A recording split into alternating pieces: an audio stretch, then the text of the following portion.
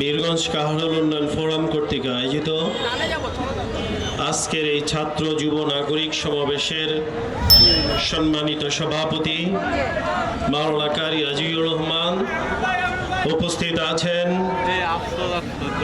বাংলাদেশের ছাত্র তরুণ প্রজন্মের হৃদয়ের স্পন্দন, আমাদের প্রাচ্যের অক্সফোর্ড ঢাকা বিশ্ববিদ্যালয়ের নির্বাচিত ডাকসুর ভিপি সাদিক কায়েম ভাই, উপস্থিত ছিলেন ইসলামী ছাত্র শিবিরের কেন্দ্রীয় দপ্তর সম্পাদক সিকদাতুল্লাহ সিকদা ভাই, উপস্থিত আছেন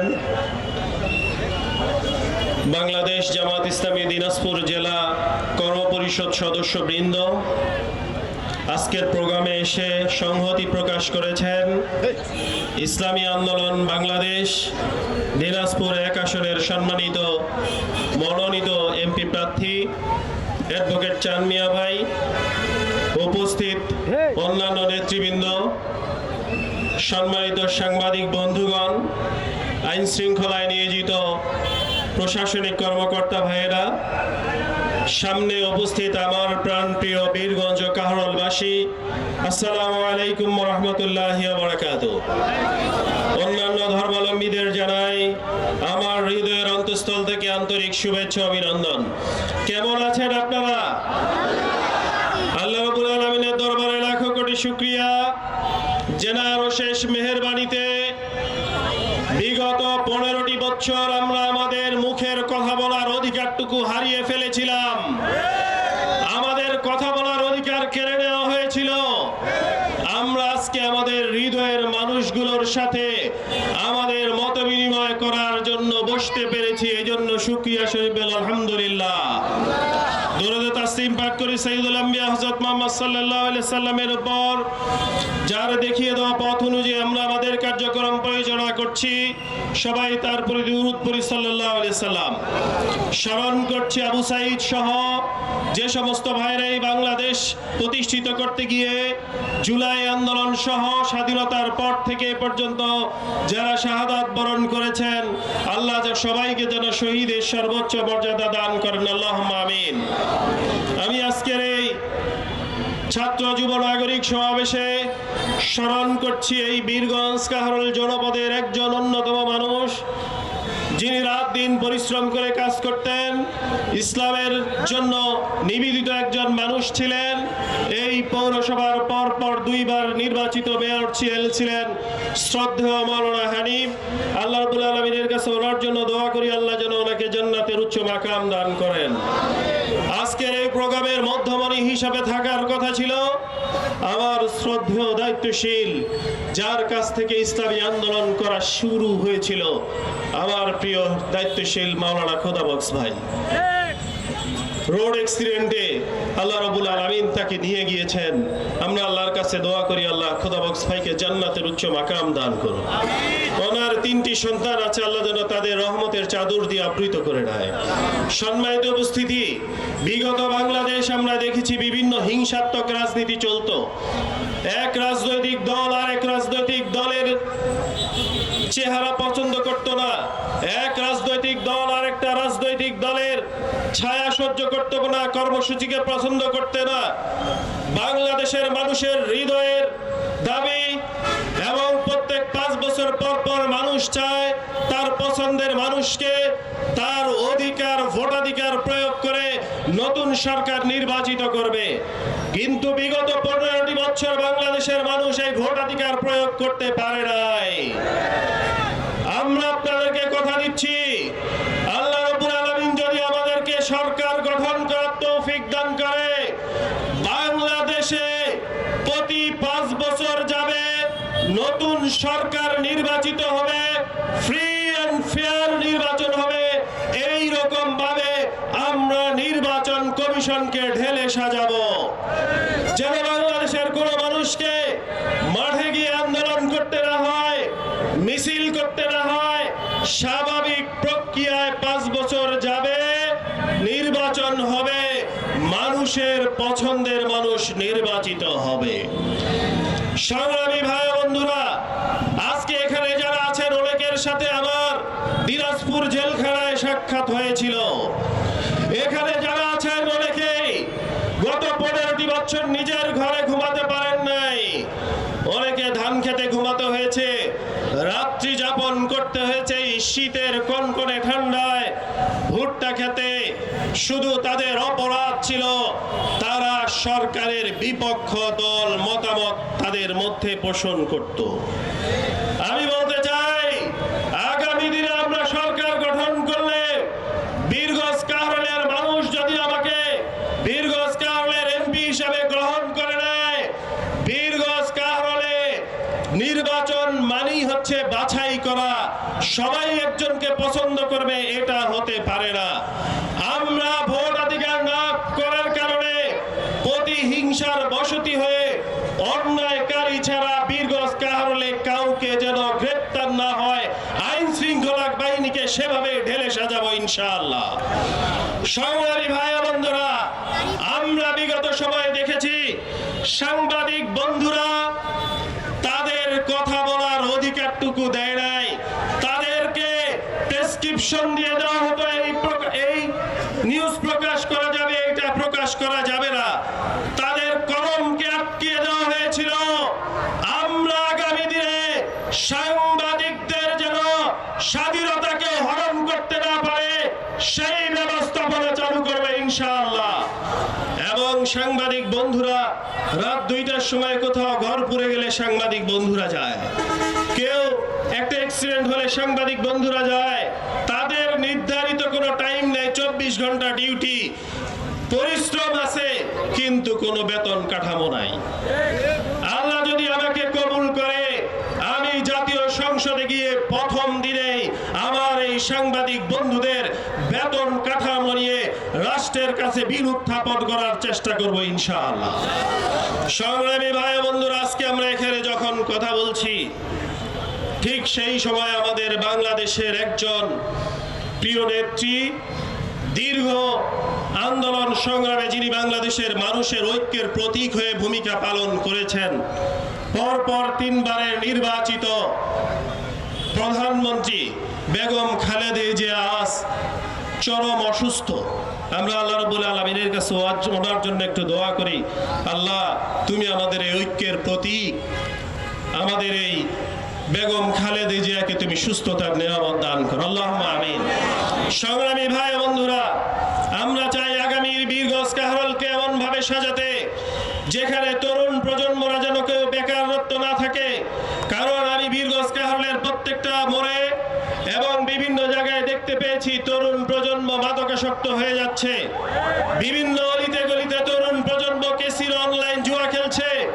আমি বিশ্বাস করি এই তরুণ প্রজন্মের হাতে যদি কাজ তুলে দেওয়া যায় তাহলে এই তরুণ প্রজন্মকে দিয়ে আগামীর সুন্দর বীরগঞ্জ কাহরোল বিনির্মাণ করা যাবে ইনশাআল্লাহ। সংগ্রামী ভাই বন্ধুরা, আমরা যেই জনপদের উন্নয়ন করতে চাই সেই জনপদের ব্যবসায়ীদেরকে নিরাপত্তা দিতে হবে।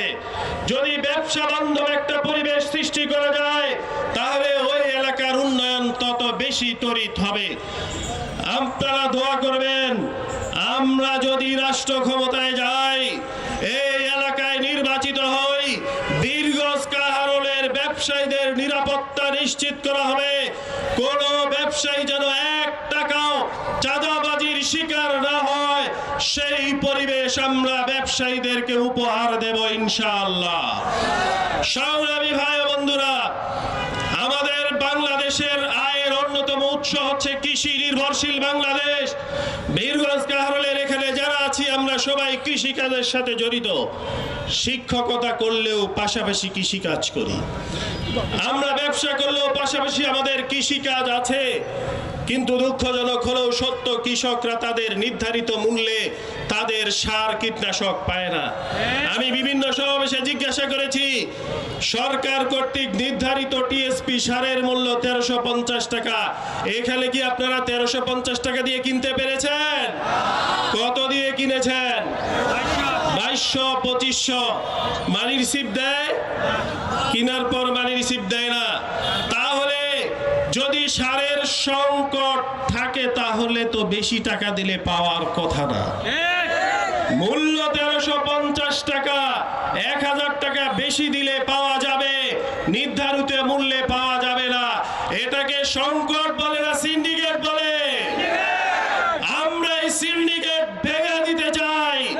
যেই কৃষকরা শরীর রোদে পুড়ে যায় তখন কাজ করে, বৃষ্টিতে ভিজে যায় তখন কাজ করে, কুয়াশায় যখন রাস্তা দেখা যায় না তখন তারা মাঠে গিয়ে কাজ করে।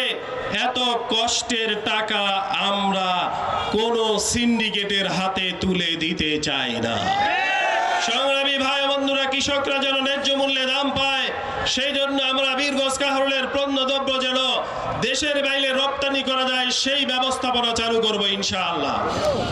সংগ্রামী উপস্থিতি, এই যে আমাদের বীরগঞ্জ পৌরসভার যে রাস্তাটি, এখান থেকে ওই থানা রোড পর্যন্ত যাইতে আধা ঘন্টা সময় লেগে যায়। যানজট, আমাদের এই ব্যবস্থাপনাকে যদি সুন্দরভাবে সাজানো যায় এবং বীরগঞ্জ থেকে 10 মাইল যাইতে প্রায় অ্যাক্সিডেন্ট হয়, রাস্তার অবস্থা ভালো না।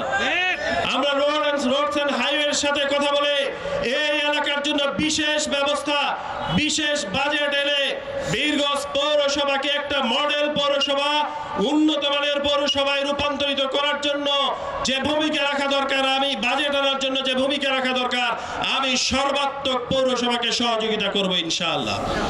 এবং আমাদের 10 মাইলের এই রাস্তাটা যেন 4 লেনের ব্যবস্থা করা যায়, সেই রোডস এন্ড হাইওয়ের সাথে সেই কমিউনিকেশনটা করে আমরা এটাকে বাস্তবায়ন করার চেষ্টা করব ইনশাআল্লাহ।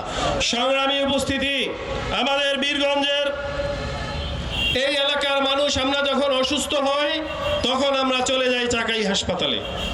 এই চাকাই হাসপাতালটা ভৌগোলিক কারণে এমন একটা জায়গা, শুধুমাত্র বীরগঞ্জের মানুষ না, 12 মাইল 13 মাইল 10 মাইলের এই কাহারোলের মানুষ এখানে চিকিৎসা নিতে আসে। খানসামার ঘাট পার্শ্ব এই এলাকার মানুষ আবার চাকাই হাসপাতালে চিকিৎসা নিতে আসে। তাহলে এটা অন্যান্য কোনো থানা স্বাস্থ্য কমপ্লেক্সের মতো চিন্তা করলে হবে না, কারণ এটা ভৌগোলিক কারণে বীরগঞ্জ উপজেলা স্বাস্থ্য কমপ্লেক্স হলো 3টি উপজেলার মানুষ এখানে চিকিৎসা সেবা নিয়ে থাকে।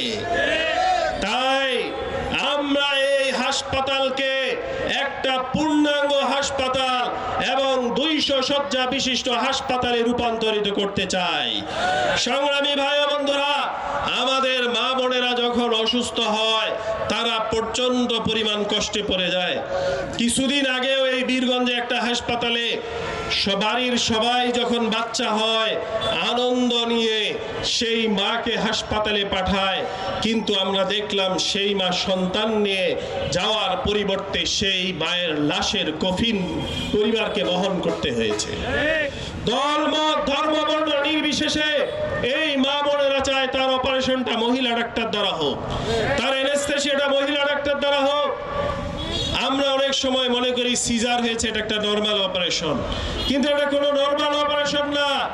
একজন মা সন্তানকে জন্মের পর, কোলে পাওয়ার পর, কপালে চুপু দেওয়ার পর তার অপারেশনের কষ্টের কথা ভুলে যায়।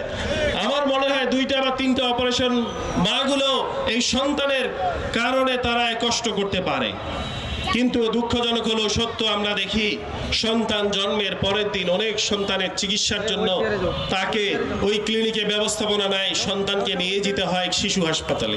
মা এক হাসপাতালে পড়ে থাকে, শিশু আর এক হাসপাতালে পড়ে থাকে। এটা এই পরিবারটার জন্য যত কষ্টের, এটাই পৃথিবীর কেউ উপলব্ধি করতে পারবে না। সংগ্রামী ভাই ও বন্ধুরা, আমরা তাই চাই বীরগঞ্জ কাহারোলের এই এলাকায় একটা মা শিশু হাসপাতাল যেন আমরা উপহার দিতে পারি। 2001 সালে নির্বাচিত হওয়ার পর জামাতের এমপি 2 সালে বীরগঞ্জবাসীকে পৌরসভা উপহার দিয়েছে। আজকে 24টি বছর হয়ে গিয়েছে, কাহারোলবাসী পৌরসভা পায় নাই।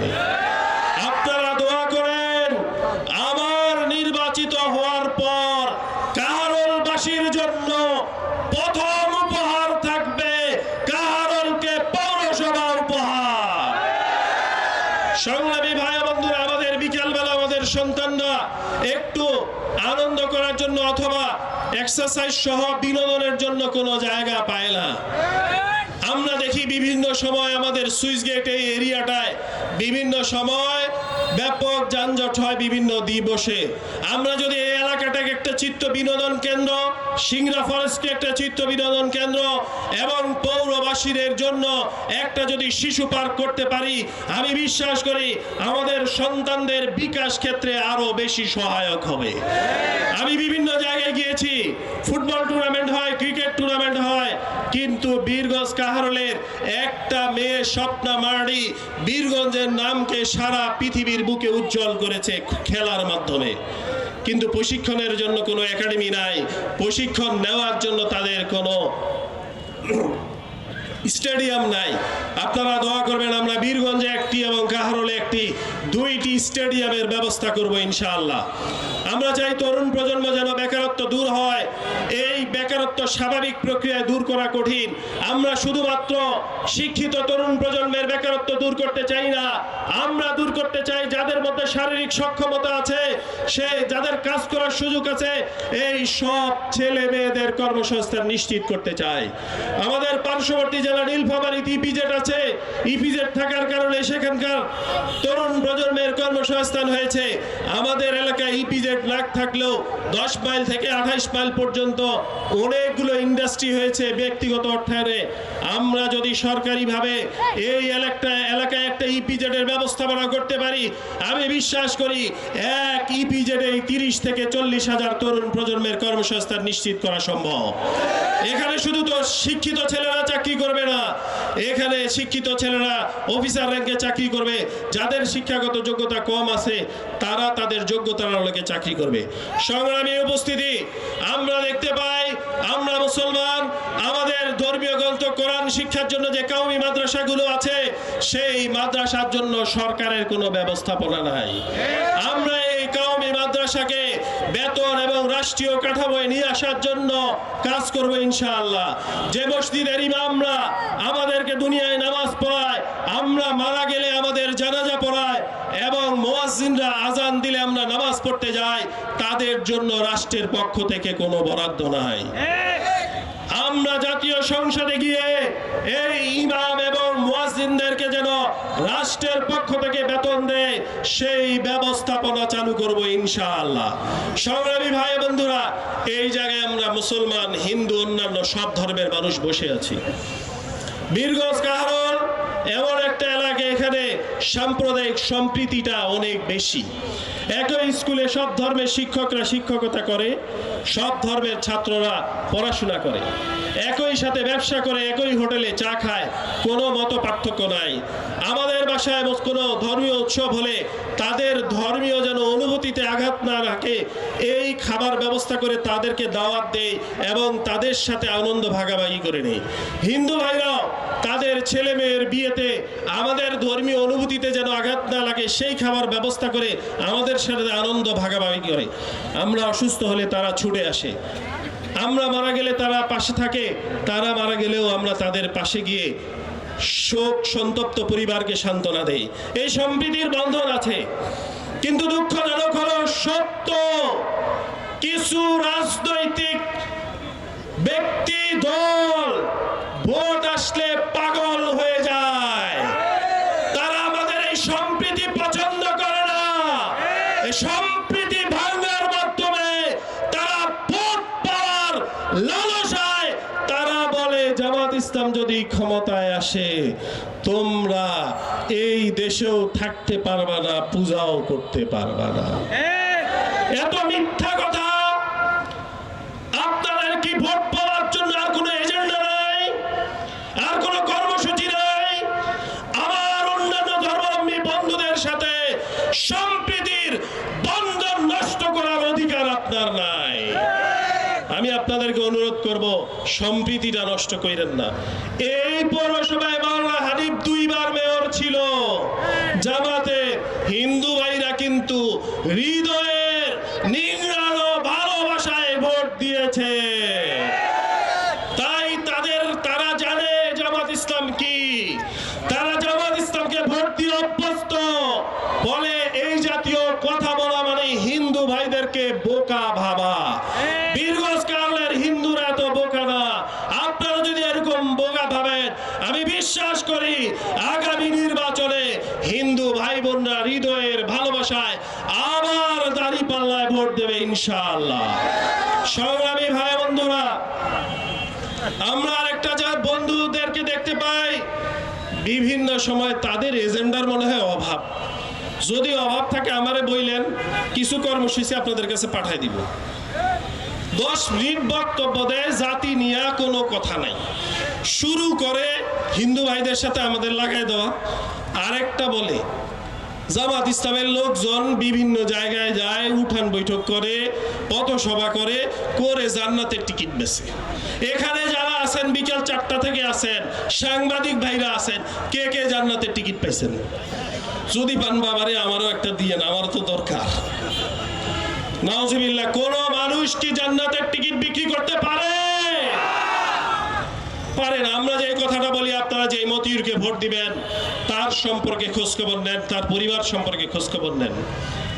সে যে রাজনৈতিক দল করে, সেই রাজনৈতিক দল কোনো চাঁদাবাজি করে কিনা, সে যে নেতা কর্মীদের দিয়ে ঘুরে বেড়ায়, তারা কোনো সিন্ডিকেটের সদস্য কিনা, তারা কোনো মাদক ব্যবসা করে কিনা। আমি চ্যালেঞ্জ দিয়ে বলছি, বাংলাদেশ জামাত ইসলামীর কোন নেতা কর্মীকে আপনারা মাদক ব্যবসার সাথে পাবেন না। শুধু মাদক ব্যবসা তো দূরের কথা, মাদক সেবনের সাথেও পারবেন না।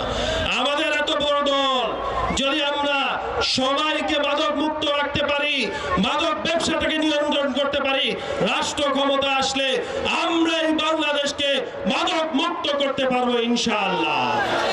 সংগ্রামী ভাই বন্ধুরা, এই ভালো লোকদেরকে ভোট দেওয়ার পর যে তো ভালো সওয়াব হবে, আপনার ভোটাধিকার প্রয়োগের কারণে এই সওয়াবের অংশীদার হবেন কিনা? আর কেউ বক্তব্য দিচ্ছে চান্দাবাজ মুক্ত সমাজ পরিবেশ দেব, মাদক মুক্ত পরিবেশ দেওয়া হবে। ডাইনে একটা বসে আছে চান্দাবাজ, বামে আর একটা বসে আছে মাদকের গেট চালায়।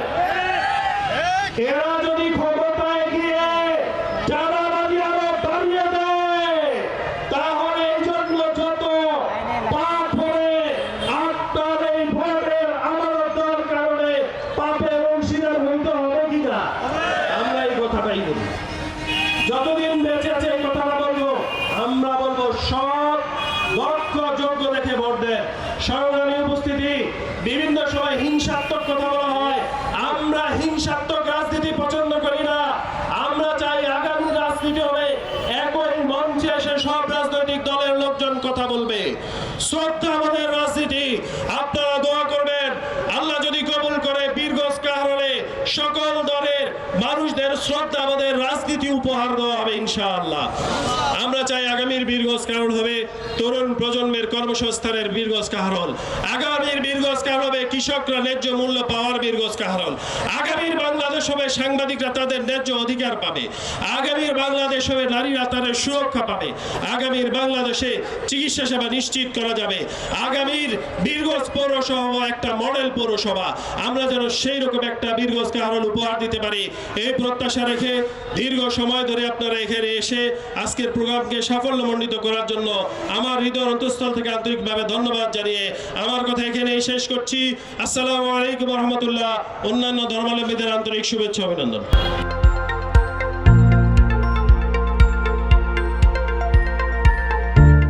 দিনাজপুর টিভি, মানুষের জীবনের কথা বলে।